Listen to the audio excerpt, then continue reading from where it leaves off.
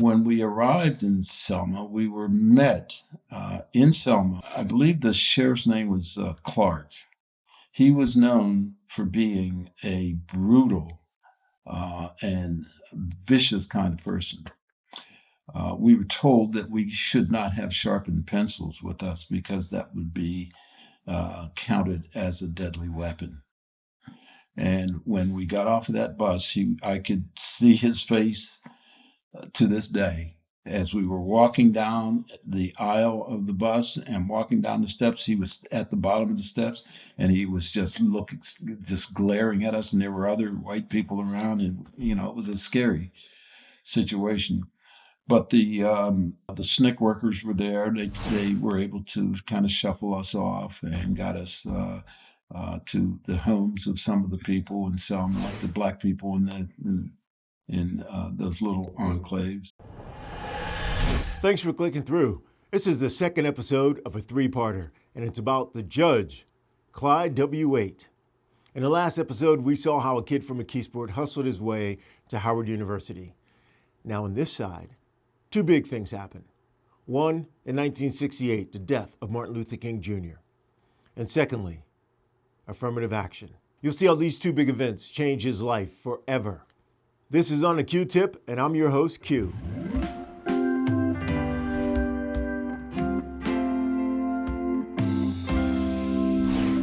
There were about 5 or 6 of us were going out to Lowndes County. The SNCC office was directly across the street from the police station in the center of Selma. And they deliberately put their office there so that the police could not say that they didn't know if the SNCC workers were being attacked. So they had their office there. So we would stay at the SNCC office when we were going to go out. We would leave before sunup. And we had a pickup truck, 4 of us in the cab, and I was in the back of the pickup truck in a sleeping bag with the bag zipped up to my neck. The state troopers chased us and ran us off the road. The truck slid down an embankment towards a swamp, and it flipped over, and I was under the truck, and it slid down the embankment into the water. The troopers came down and they arrested the males that were in the cab of the truck, and there were a couple of women in there, and they didn't arrest them, but they arrested the 2 males for defacing the highways. They didn't know that I was under the truck. I could see their boots.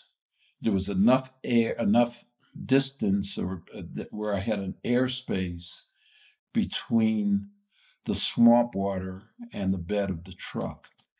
And I just stayed there until they left. But we got a farmer, one of the black farmers, to come down the road with his tractor, flipped the truck back over and pulled it up back onto the highway. And so I was driving this truck. I had a driver's license. I knew how to drive a car. I did not know how to drive a stick shift. And anyone who knows how to drive a stick shift, if you can get it moving, then you're driving like it's an automatic. So I was able to get it moving enough. The wheels had been bent, so the truck was bumping along. The rims were bent, but we were going back into Selma.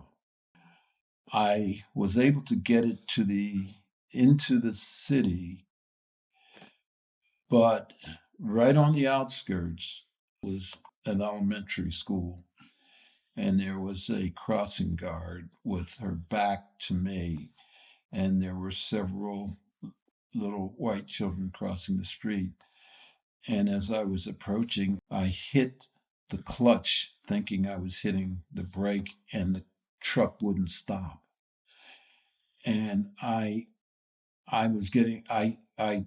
panicked. I didn't know what. So I put both feet down trying to stop with the brakes. And fortunately, one foot was on the clutch and the other foot was on the brake. And fortunately, it stopped, and it slid to a stop right behind the crossing guard. And there were a couple of little white children going across the road. And I saw my life passing in front of my eyes. So that was just one of several close calls while I was there.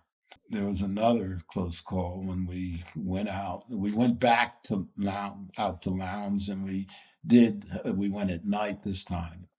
We were in this farmhouse talking to some people who had come in. We were trying to explain to them about the voting rights law and how they had the right to vote. And then there was a couple of cars started coming up the driveway, the headlights, people who were not invited.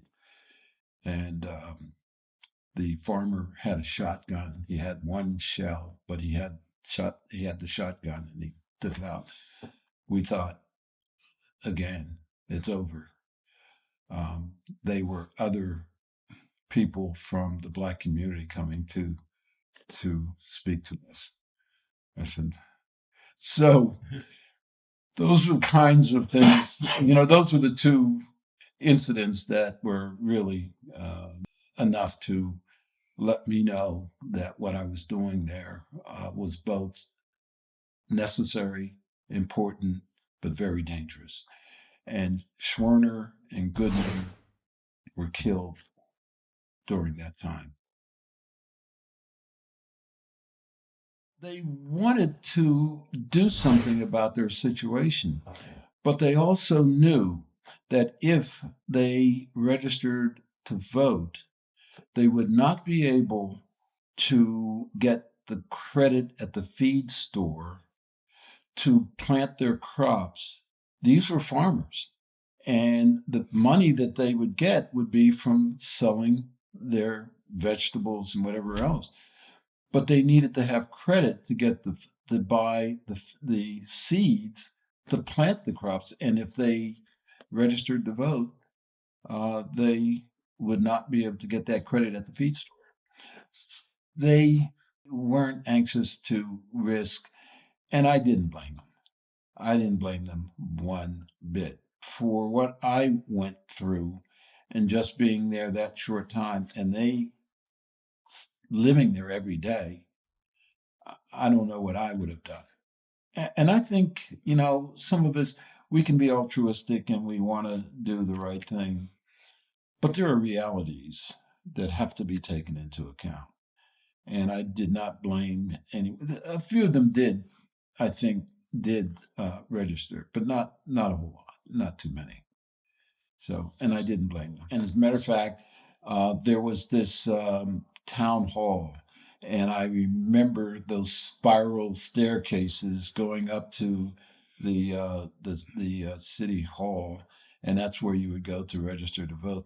And they had one of those big jars of jelly beans that you would have to, as one of the qualifications to vote, you had to accurately tell how many jelly beans were in this jar. And I said, man, get me out of here. So, but those were some of the bravest, some of the most resilient people I think I've ever met. And the education that I got by going there, I kind of felt guilty. I got more out of them than they got out of me. But that's all you could do. So when I got back to Howard, I got back as a very sober student who wanted to learn and wanted to be able to do something for my community where I could help without dying in the process. Did you know what you wanted to do next? Were you planning? I always had my 1 year plan, my 5 year plan, my 10 year plan. I was a planner. I, quite frankly, wanted to go into the sciences. I saw myself as this lonely character in a lab somewhere looking in a microscope at something, but the fact was that most of my courses that I could handle were more the social sciences as opposed to the hard sciences. So then I started thinking perhaps law school might be a place that I could go because I couldn't go anywhere else. It was not something that was a burning desire to be a lawyer. It just was that I had to be strategic. I decided that I was going to go to law school. I applied to a number of law schools, including Yale, never expecting to get in. But at this point, we're in 1968. Martin Luther King was assassinated. I had already applied to Yale. I received a waitlist letter. I wasn't rejected, but I was not accepted either. Shortly after, within, I would say, 10 days of Martin Luther King's assassination, I got an acceptance letter at Yale Law School. So I knew that acceptance letter was as a result of the assassination of Martin Luther King. So I show up at Yale with 11 other black students. We hit the law school and we were immediately confronted with us being labeled as the Dirty Dozen. The Dirty Dozen, before they knew anything about us. Lewis Pollock, who was the dean of the Yale Law School, decided that he was going to initiate an affirmative action program to increase the number of minority students. We were the first affirmative action admittees at the elite law schools nationwide, the first group. I did well there. I did just fine. And frankly, everybody else, all the other black students, the 12 of us, did fine. But we encountered a lot of resistance. And it wasn't just from the other students, but from faculty as well. We created the Black Law Students Union. We demanded and got a meeting room where we would go to after classes and we could support one another. We all did quite well. We have several judges. We have leading legislators. My moot court partner was elected to Congress, Congressman Mel Watt from North Carolina, who also became the director of FHA. He has a lot of credentials behind his name. We felt like we were under surveillance, but there were just by a few. I'd say most of the students were okay with us, but there were just some that felt that we were taking up space, valuable space that should be reserved for more deserving individuals. Well, the other students reacted to us initially with curiosity, I guess, a willingness to learn about us and to interact with us. But there were some who were not offended by our presence, but annoyed that maybe they had a friend that didn't get in, and it may be that the 12 of us might have, if we weren't there, it might have given one of their friends a better chance of being there, someone who was more deserving. But generally speaking, we got along well. We were adult enough that we could handle those kinds of feelings and work through them. So the 12 of us sitting together, it was more self-protection, I would say, and our interests were closer. We came in as a group and we stayed together.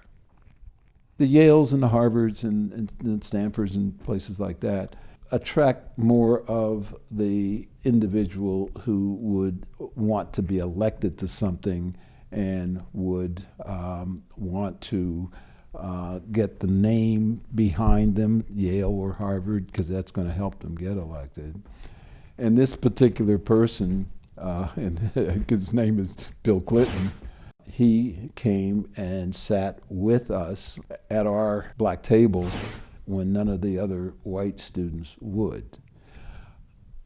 Now, whether there was any ulterior motives, I can't say. But what I can say is that he became good friends with all of us. Did it surprise you? Were you taken off guard? At first it did. I mean, we're sitting there and it was like he entered talking. I mean, we're engaged in discussion. He just sat down. He was, it was like he started the conversation. He was personable. He was a popular individual in the law school. He was a decent human being. And I believe when he got there from day one, he was in the process of running for governor of Arkansas. And in fact, became governor of Arkansas and more. So he was the first of the white students to sit at the black table. There may have been a couple others who would flit around here and there, but Bill Clinton would come and sit, and he made himself right at home, and he kind of felt like he was at home, and the color dissolved out of the consideration because we all spoke the same language. We worked together very, very nicely. So he was a good guy, very likable. So. Did it surprise you? Were you taken off guard? At first it did. I mean, we're sitting there and it was like he entered talking. I mean,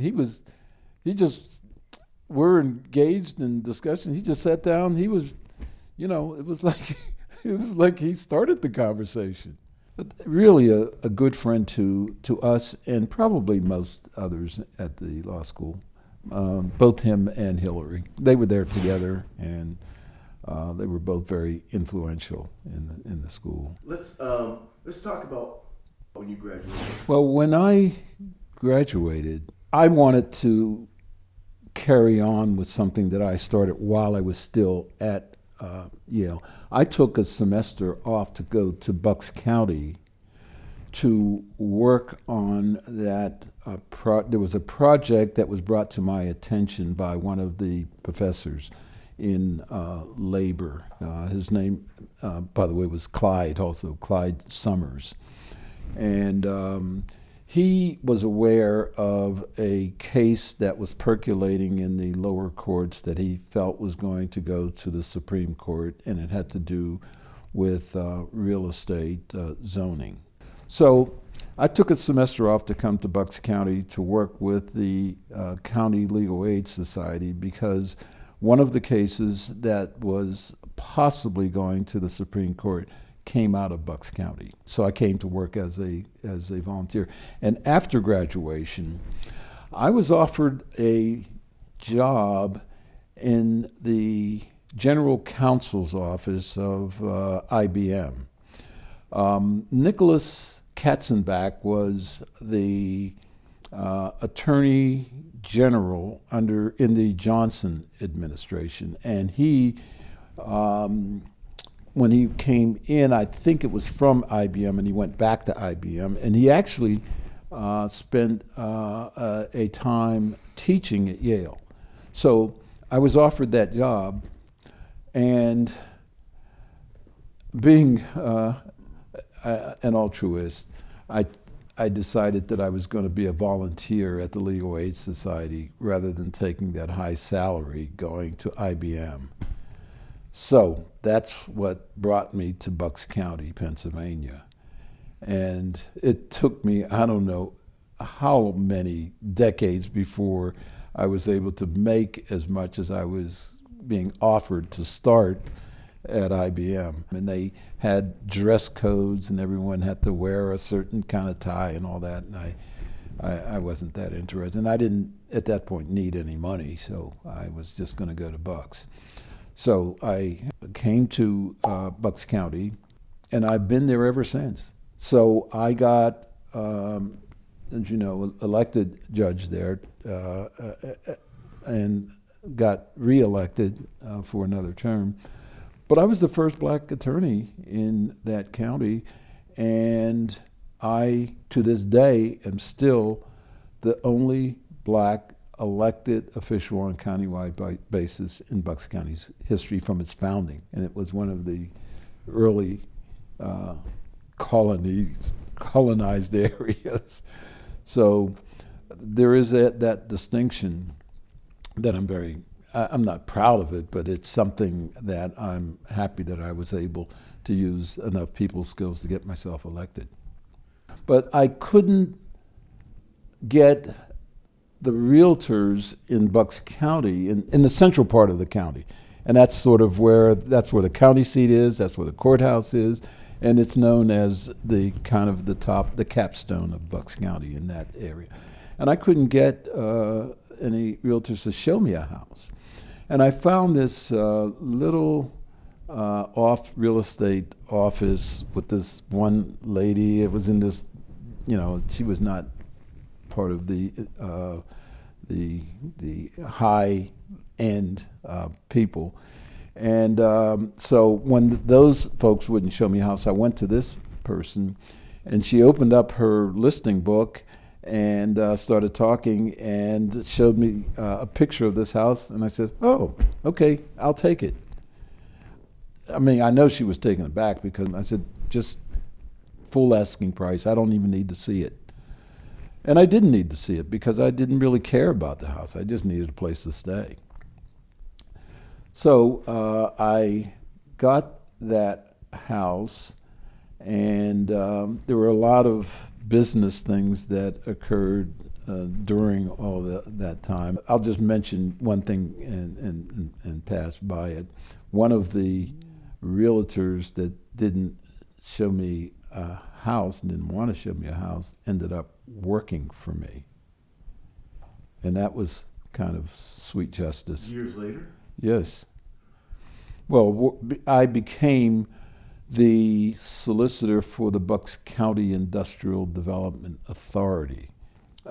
Realtor became the executive director of the authority, and he works for the board. The board directs him, and me as the attorney for the board, he answered to me.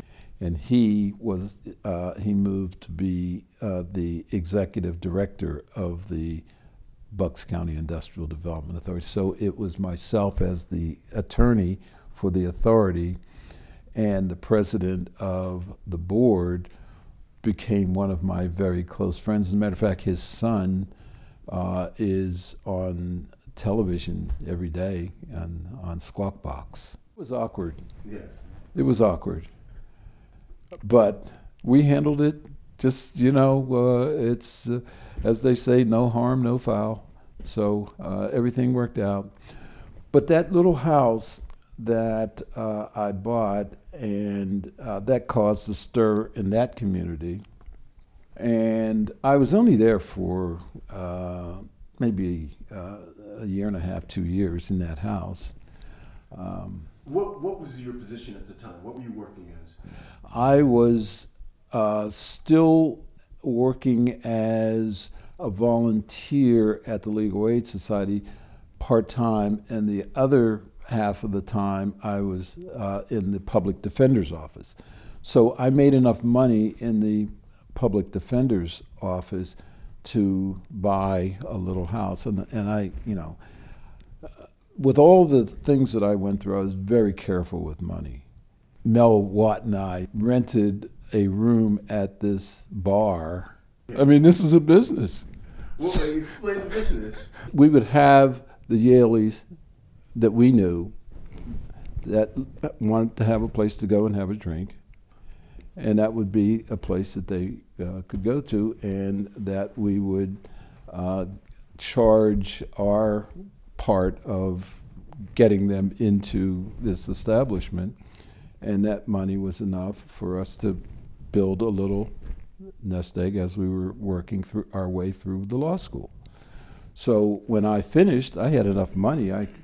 The housing at that time in the early 70s wasn't, this little house was not very expensive at all.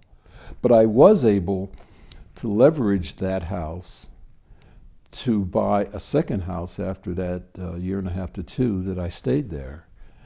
And that house was a duplex in a town called Soulbury. Soulbury, I don't know, I think I was the only black person there. And when I bought the house, there was a story on the front page of the local newspaper about a black lawyer moves into Soulbury. So my picture was in the... And I started a Democratic club in Soulbury, which caused a Democrat just moving into Soulbury was interesting. And one of the people who came into the club with me, Peter Kosmeyer, got himself elected to Congress out of Soulbury as a Democrat. Oh, I was flying. So I took that duplex and I then leveraged that to buy 35 acres of land in Wrightstown Township to build a community of people from my church. And we had this little hippie church, the community called it the Church of What's Happening Now, and it was for all the misfits that we all gathered at that church. So to allow for my 2 sons to grow up in a community that was welcoming, we built our own neighborhood. So I bought the ground, and we built 13 houses there, and we made our own community. We called it the Mega Family. And it's there today, thriving. And I used that house to leverage to start to put the infrastructure into an industrial park. So we built an industrial park that's there today. If you enjoyed that episode, please like and subscribe. And don't forget, send it to a friend, hype the video, leave a comment. I like to check all the comments, respond as much as I can, and stay tuned for episode 3.